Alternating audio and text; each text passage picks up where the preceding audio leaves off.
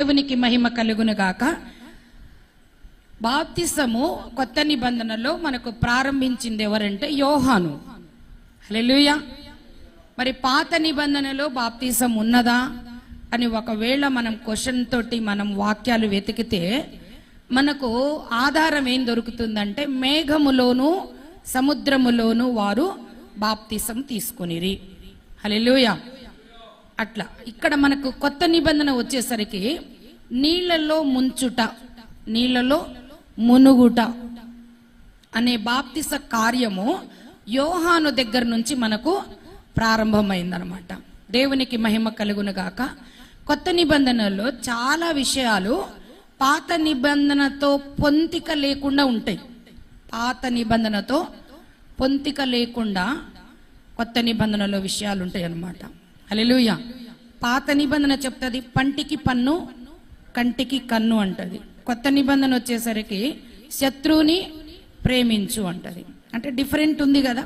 అంటే చాలా చాలా మార్పులు మనము గమనిస్తామన్నమాట. బాప్తిసం గురించి, బాప్తిసం తీసుకున్న వాళ్ళకి ఒక ఆర్డర్లో ఒక ఆత్మీయ గ్రహింపు కలగటానికి, దేవుని మహిమ చేయటానికి అంశాలు ఉంటాయి. ఈరోజు బాప్తిసం తీసుకోకుండా ఉన్న వాళ్ళకి ఆ విషయాలు తెలుసుకొని బాప్తిసానికి నడిపిస్తాడు దేవుడు. హల్లెలూయా. దేవునికి స్తోత్రం కలుగును గాక.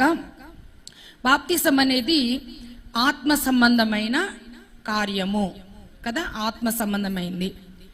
పెళ్లి చేసుకోవడానికి ఒక కుటుంబం రక్షింపబడి పెళ్లి కొడుకు రక్షణలో ఉండి పెళ్లి కూతురు రక్షణలో లేకపోతే ఆ కుటుంబంలో ఇవ్వటానికి, అమ్మాయిని ఇవ్వటానికి అమ్మాయికి బాప్తిసం ఇప్పిస్తారు కొంతమంది.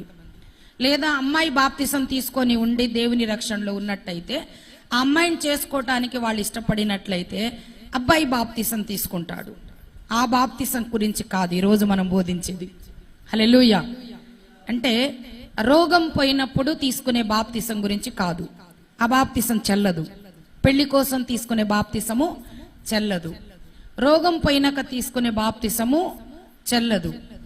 ఇంకా ఇతర ఈ భూమి మీద జరిగే ఏ కార్యమును గురించి అయినా కూడా దాన్ని బేస్ చేసుకొని బాప్తిసం తీసుకుంటే అది చెల్లదు.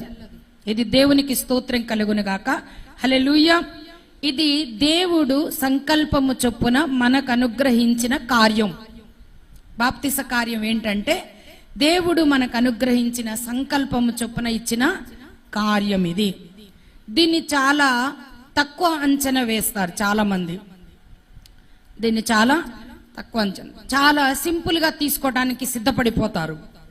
ఈ బాప్తిస కార్యం